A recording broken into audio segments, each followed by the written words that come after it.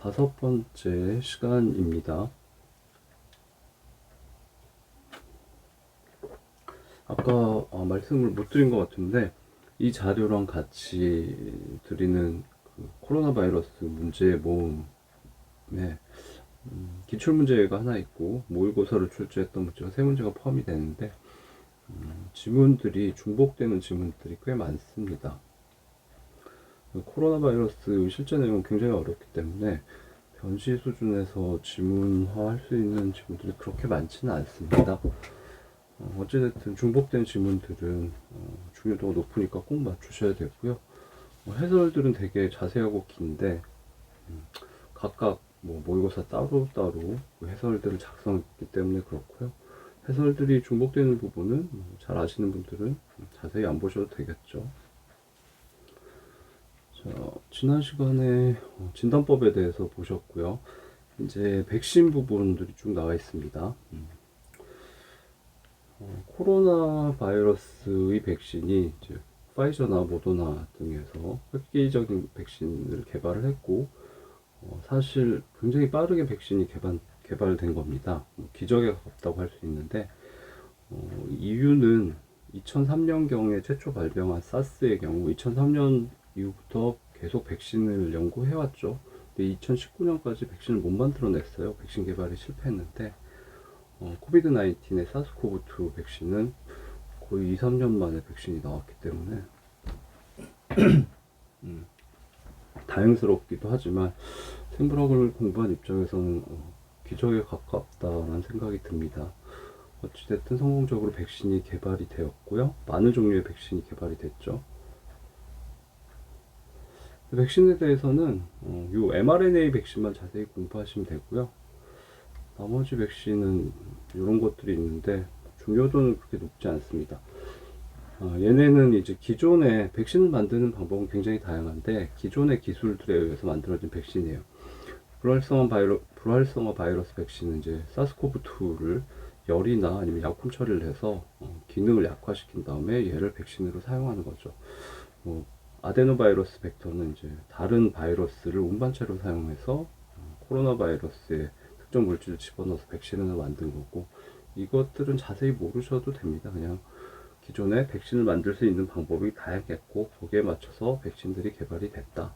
서브유닛 백신은 이따 다시 설명드리겠지만 코로나 바이러스의 스파이크 부분이 중요했죠. 그 스파이크 부분을 추출해서 일부를 자른 다음에 백신으로 쓰면 그 스파이크 일부에 결합할 수 있는 항체들이 몸에서 생성이 됩니다. 그런 방식의 백신도 있다. 기타 백신이 다양하게 많다 정도 봐두시면 되고요. 자, 12번 백신이 다양하게 개발이 됐는데 대부분 백신은 스파이크 단백질을 타겟으로 개발이 됐습니다. 얘는 시험에서 중요한 의미를 갖습니다. 그래서 기억하셔야 되고요. 이 부분을 그림을 보면서 설명을 드리면,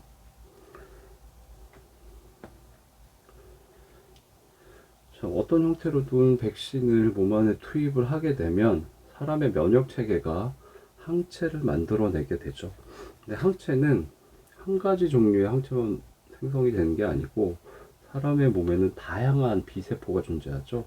그 비세포마다 유전체, 그 유전 정보가 다르기 때문에 항체들의 결합 부위 모양이 다 다르게 생성이 됩니다. 그래서 다양한 항체들이 생성이 됩니다. 그래서 예를 들면 여기 이렇게 결합한 항체가 만들어질 수도 있고, 여기 결합한 항체가 만들어질 수도 있고, 또는 여기 초록색에 결합한 항체, 여기 결합한 항체, 다양한 항체들이 만들어지겠죠. 근데 개발된 모든 항체들은 실제 이 부위에 결합할 수 있는 항체가 만들어지길 원한 겁니다. 이유는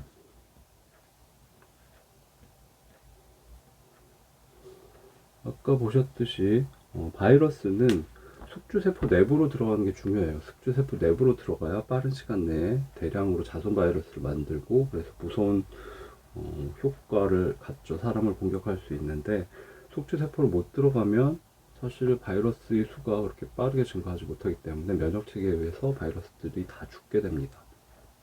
숙주세포로 들어가는 게 핵심인데, 숙주세포로 들어가는 방식은 아까 보셨듯이 사람의 특히 뭐 호흡기 상피세포였죠. 호흡기 세포에 수용체 결합을 하게 되죠. 정확히는 ACE2 수용체였죠. ACE2 수용체에 요 스파이크 부분이 나 ACE2야. ACE2는 사람 몸에 원래 존재하는 호르몬인데, 나 ACE2라는 사람 호르몬하고 똑같이 생겼지, 나 스파이크 단백질이 아니고, 스파이크가 아니고 ACE2라는 사람의 효소야라고 사람의 세포를 속인 다음에 사람 세포에 존재하는 ACE2 수용체와 결합하고, 그 결합력을 이용해서 이 내부에 RNA를 사람 세포에 집어넣게 되고 자손 바이러스를 대량으로 만들게 됩니다. 그래서 스파이크 단백질이 사람 세포의 수용체에 결합, ACE2 수용체에 결합하는 게 핵심인데, 그거를 막아야지 바이러스가 대량으로 증식하는 걸 막을 수 있습니다. 그래서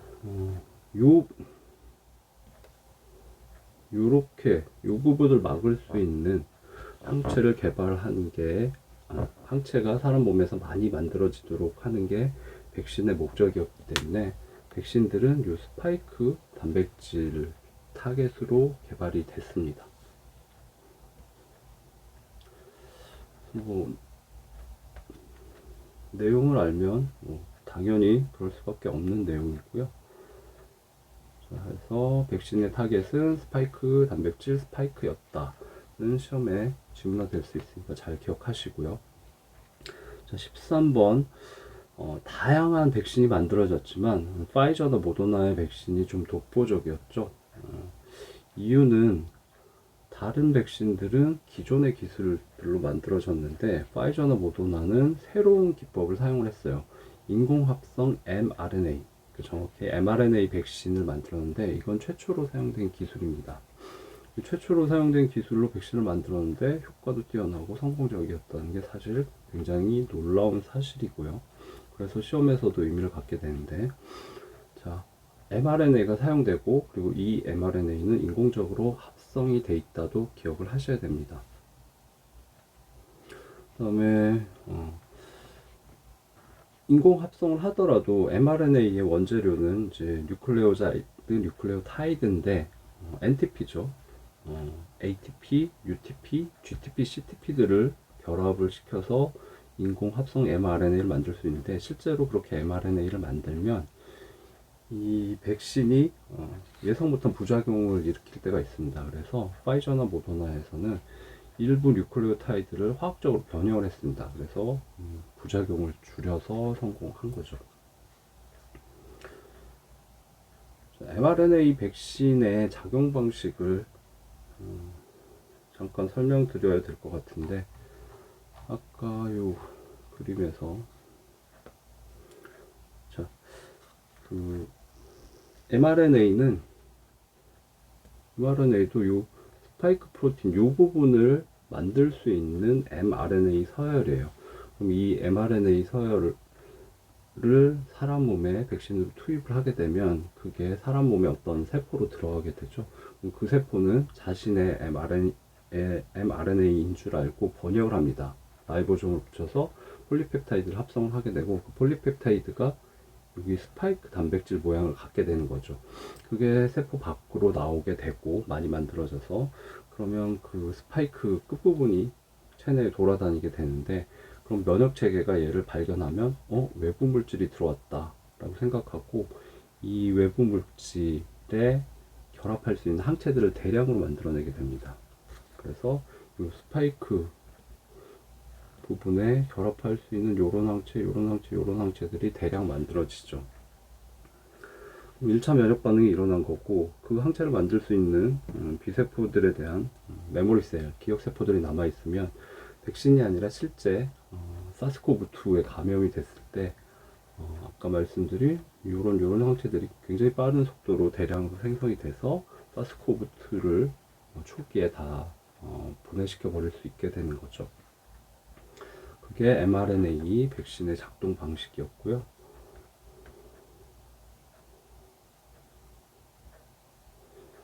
자, 다시 파이저나 모더나의 백신은 mRNA 백신이고 인공적으로 합성한다. 그 다음에 일부 뉴클레오사이드, 뉴클레오타이드를 화학적으로 변형했다도 기억하셔야 됩니다. 인공 합성 mRNA이기 때문에 서열을 쉽게 바꿔서 합성을 할 수가 있죠. 그래서 백신 디자인 생산 속도도 굉장히 빠르고 비용도 저렴합니다.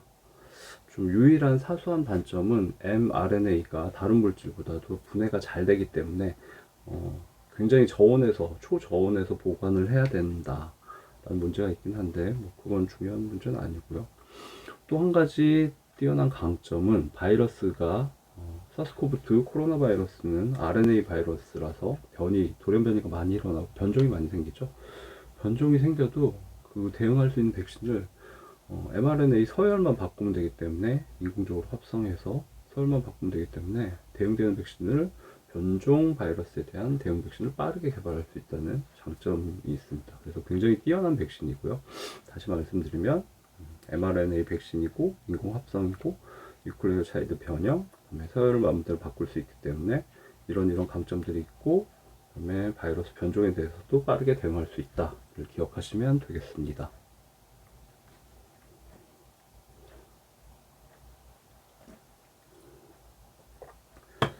자, 다음 파이저나 모더나의 경우는 이제 mRNA가 좀 분해가 잘 되기 때문에 걔를 인체에 백신으로 투입할 때 분해가 잘 되기 때문에 얘를 잘 운반할 수 있는 운반체를 연구를 했어요.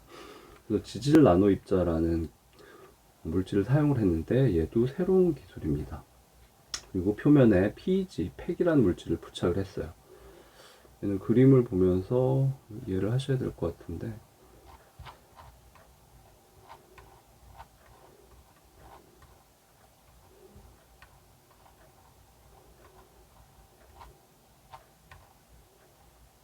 마지막 페이지네요. 26페이지. 그냥 그림만 가볍게 보시면 되겠습니다. 자, 리포좀하고 새로 개발된 지질 나노 입자를 비교하는 지문이 뭐 한 개는 출제가 될 수 있으니까 한번 봐두시고요. 기존에는 백신이든 어떤 약물을 인체 내에 투입할 때 라이포좀을 굉장히 많이 사용을 하고 연구를 해왔습니다. 라이포좀은 아시겠지만 세포막, 생체막과 동일한 성분인 인지질 이중층으로 되어 있죠.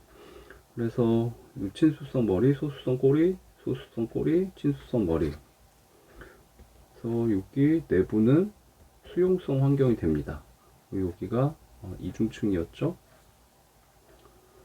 근데 지질 나노 입자는 라이포좀보다 나노란 말이 들어가죠. 굉장히 작습니다. 크기가 작고, 그다음에 여기가 뭐 인지질을 쓸 수도 있고 하여튼 지질을 쓰는데 여기가 단일층입니다.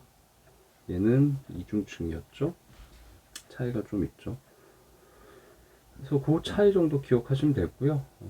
요 지질 나노 입자에다가 mRNA를 집어넣어서 백신으로 사용한 거죠. 시험에서는 라이포좀과 지질 나노 입자를 구분하는 내용이 나올 수 있으니까 이 표를 보고 정리하시면 되겠습니다. 지질 나노 입자는 인지질을 쓸 수도 있고 다른 지질을 쓸 수도 있는데 단일층이다. 라이포좀은 원래 인지질을 썼죠. 이중층이죠. 그 다음에 입자 내부가 지질 나노 입자는 소수성, 지용성입니다. 근데 라이포좀은 보셨듯이 내부가 친수성이죠. 크기는 라이포좀이 훨씬 더 크고 지질 나노 입자는 나노란 말이 들어갔죠. 굉장히 작습니다. 이 표를 보고 가볍게 기억하시면 될 것 같고요. 그 다음에 팩을 결합했다라고 되어 있는데, 팩인데 팩은 정확히는 뭐 플레임 모르셔도 되는데 폴리에틸렌 글라이콜입니다. 에틸렌 글라이콜이라는 물질이 탄소 2개짜리 물질인데 얘를 길게 계속 중합을 한 게 폴리에틸렌 글라이콜이고 PEG 또는 팩이라고 불립니다. 그림을 보시면 여기 이렇게 실처럼 된 게 이 탄소 2개짜리가 계속 결합해서 실처럼 긴 중합체 폴리머를 만든 거예요. 자, 그래서 파이저나 모더나는 여기는 지금 효소라고 되어 있지만 이제 이 부분에 지질 나노 입자가 있고 이 안에 mRNA가 들어있겠죠. 백신에 해당하는. 그 다음에 이렇게 막 PEG들을 잔뜩 붙였습니다. 이런 형태고요. 이 PEG를 붙인 이유는 이 mRNA가 백신으로 몸 안에 투입이 됐을 때 적정한 세포에 흡수가 돼야 되는데, 이게 보호하는 약물 전달 체계, 지질 나노 입자나 팩이 없으면은 그냥 면역세포가 초반에 다 잡아먹어서 제거를 해버리게 돼요. 그래서 면역세포로부터 보호를 받아야 되는데, 면역세포의 특징은 대식세포 같은 면역세포죠. 외부 물질을 인식을 할 때 접촉을 해봐야 됩니다. 이렇게 딱 만져보고, 아, 이거는 셀프, 내 내부 물질이야, 넌셀프, 외부 물질이야. 그래서 넌셀프면 무자비하게 식세포 작용으로 잡아먹거나 분해시켜 버리게 되죠. 근데 PEG가 이렇게 붙어 있으면 이렇게 실들이 막 붙어 있는 것 같아요. 그래서 수용액 속에서 이렇게 이 PEG 실들이 흐늘흐늘 하기 때문에 면역세포가 이렇게 터치를 했을 때 인식을 잘 못한다고 합니다. 그래서 팩을 표면에 붙이게 되면 대식세포 같은 면역세포들이 외부 물질인지 내부 물질인지 식별을 못해서 공격을 못합니다. 그래서 면역세포의 공격을 피하기 위해서 팩을 붙였습니다.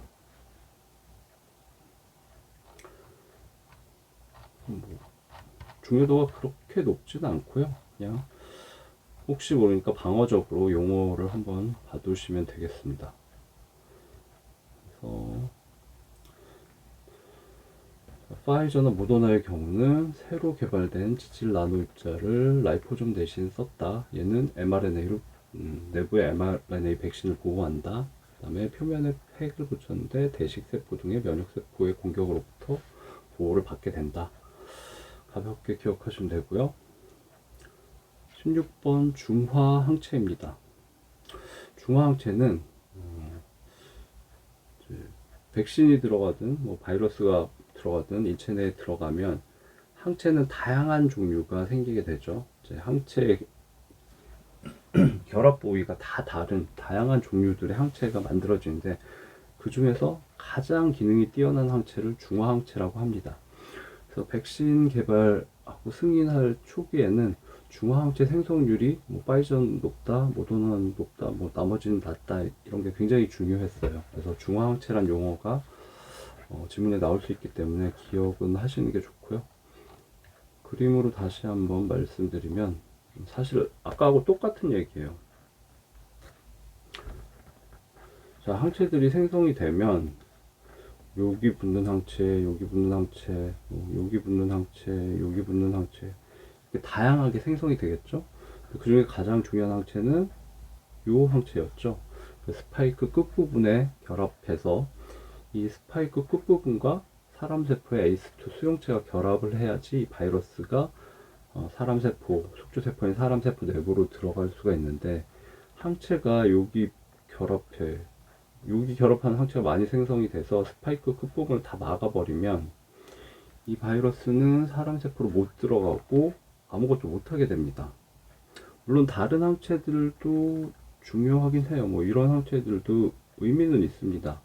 이런 항체들은 바이러스가, 이런 항체들이 붙어 있다고 해도 바이러스가 사람 세포 수용체의 스파이크 끝부분이 결합하게 되면 바이러스가 내부를 침투할 수 있기 때문에 이 형체들이 의미는 있지만 그렇게 강력하진 않아요.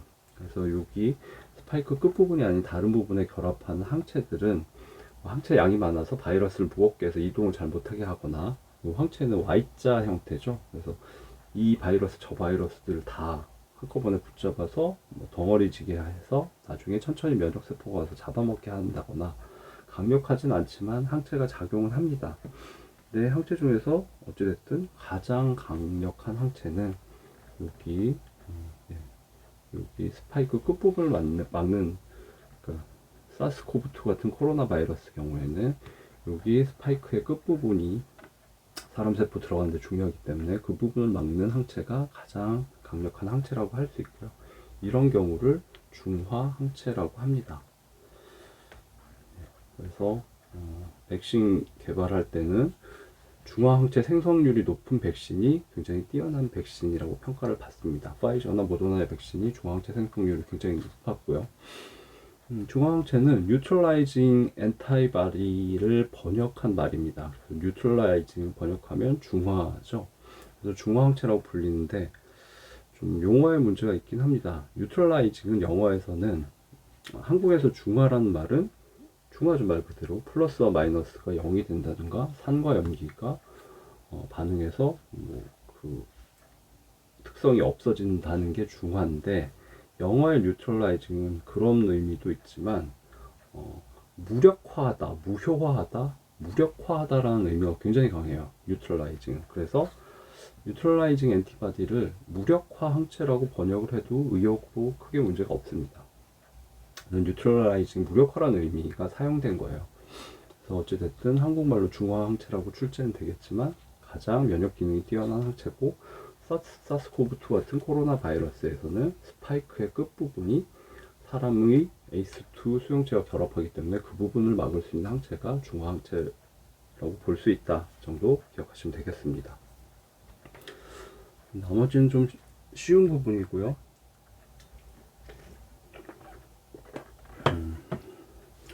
코비드 19의 사스코브2가 무서웠던 이유는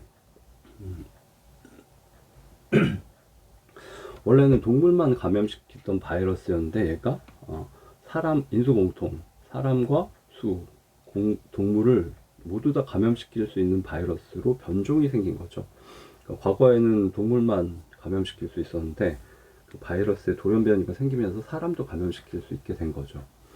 근데 이런 바이러스는 인간들한테 굉장히 위험합니다. 이유는 바이러스는 연구하기가 굉장히 어려워요. 크기도 작고 연구가 어렵습니다. 연구비도 많이 들고. 그래서 사람을 공격하는 바이러스도 연구하기가 힘들어요. 동물만 공격하는 바이러스를 그렇게 연구할 수가 없겠죠. 연구비 문제도 있고. 그래서 동물 바이러스는 그렇게 인류가 잘 모릅니다. 그래서 정보가 없어요. 바이러스의 특성이 어떤지, 치료법, 그다음에 백신 만드는 법 이런 법에 대한 축적된 연구 결과가 없는데 갑자기 동물만 감염시키던 바이러스가 인수공통 감염 바이러스로 바뀌면서 사람을 죽이게 되면 인류가 대응할 수 있는 방법이 없죠. 그래서 굉장히 위험한 바이러스입니다. 2003년경에 사스, 그 다음에 메르스는 2007년 정도였던 것 같은데 중동호흡기 증후군이었죠. 얘도 인류 전체로 한 1000명? 꽤 사람이 많이 죽었습니다. 그래서 이런 메르스 바이러스, 사스 바이러스, 그 다음에 코비드 19의 사스코브2 같은 경우는 동물 감염이었다가 인수 공통 감염으로 바뀌었기 때문에 굉장히 위험한 바이러스이다. 기억하시면 되고요. 주의사항은 코로나 바이러스는 레트로바이러스하고 다릅니다. 지금 보신 코비드 19의 사스코브2, 그 다음에 사스의 사스코브1, 그 다음에 중동호흡기 증후군의 메르스코브는 다 CO, 코로나 바이러스가 붙어 있죠. 레트로 바이러스가 아니라 코로나 바이러스입니다. 이 부분을 주의하셔야 되는데, 이유는 생물학을 많이 공부하신 분들은 최근 몇 년간의 코로나 바이러스가 위험하다는 사태를 겪기 전에는 가장 인간한테 위험한 바이러스라고 그러면 무조건 레트로 바이러스를 생각을 했어요. 그러니까 에이즈를 일으키는 HIV나 B형 감염 바이러스부터 레트로 바이러스가 굉장히 위험하다 라는 사실이 이제 머리에 박혀 있는데 최근 몇 년간의 코로나 사태로 인해서 코로나 바이러스가 훨씬 더 위험할 수 있구나 놀랍다라고 생물학을 전공한 사람들도 학습을 하게 된 겁니다. 그렇지만 레트로 바이러스가 위험하다는 생각은 머릿속에 있기 때문에 그러면 코로나 바이러스 내용을 레트로 바이러스 내용으로 틀린 지문을 구성하면 헷갈리겠구나 라는 생각을 할 가능성이 높습니다. 그래서 코로나 바이러스 내용이 출제가 됐을 때 레트로바이러스의 내용의 지문이 만들어질 가능성이 없기 때문에 걔를 주의하셔야 되고요.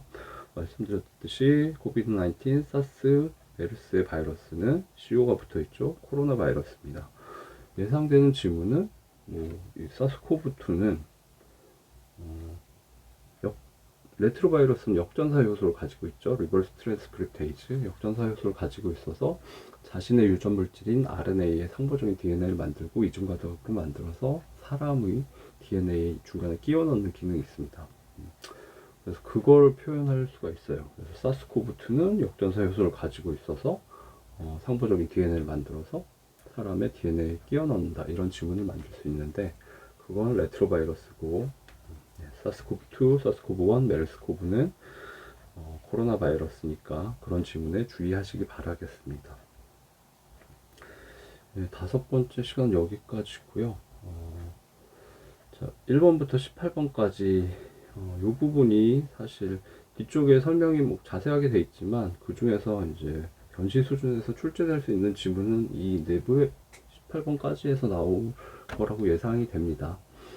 그래서 뭐 여유가 있으신 부분은 뒷부분에 이론들도 이해하고 암기하시면 좋겠지만 시간이 많이 없으실 테니까 이 18개의 문장들에 대해서 여러 번 보시는 게 좋을 것 같습니다. 좀 이해를 많이 하시면 좋고 안 되면 뭐 단순 암기라도 하셨으면 좋겠고요. 시간이 정말 부족하다 그러면 시험 보기 전에 이 18개 내용을 좀 눈에 바르는 공부라도 하고 들어가시면 코로나 바이러스에 대한 대응력이 굉장히 높아질 거라고 생각합니다. 긴 시간 들어주셔서 감사하고요. 이상으로 마치도록 하겠습니다.